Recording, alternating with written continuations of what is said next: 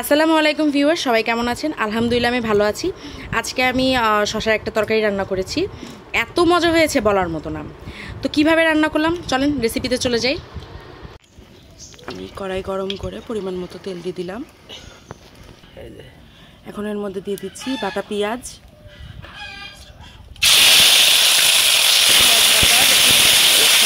এর মধ্যে দিয়ে দিচ্ছি কেটে রাখা কয়েকটা কাঁচামরিচ, দিয়ে দিচ্ছি সামান্য পরিমাণে পানি।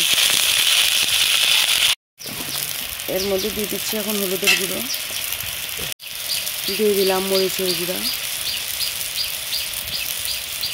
দিলাম ধনিয়া গুঁড়ো, দিয়ে দিচ্ছি পরিমাণ মতো লবণ। এখন এই সবগুলো মশলা আমি ভালোভাবে কষিয়ে নেব।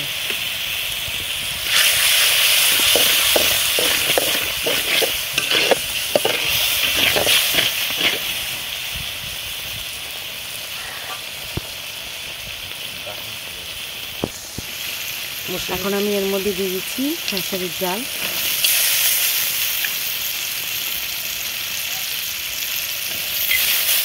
খেসারির ডালটাকে ভালোভাবে দিয়ে নিয়েছি। আমি ডালের মধ্যে এখন এক পিস মাছ দিয়ে দেবো।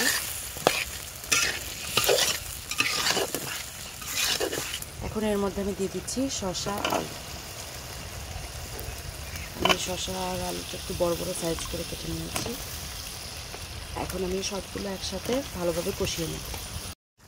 দেখতেই পাচ্ছেন আমি ভালোভাবে কষিয়ে নিয়েছি তরকারিগুলো। এখন আমি এর মধ্যে পানি দিয়ে দেব।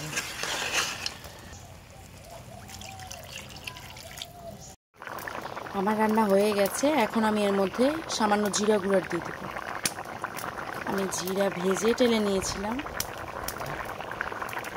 দিয়ে দেবো। এখন আমি নামিয়ে নেব।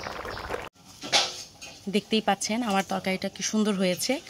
আমি বাটিতে ঢেলে নিয়েছি। আমার এই ভিডিওটা যদি আপনাদের ভালো লাগে তাহলে অবশ্যই একটি লাইক, কমেন্ট এবং সাবস্ক্রাইব করতে ভুলবেন না। সবাই ভালো থাকবেন, সুস্থ থাকবেন। আল্লাহ হাফেজ।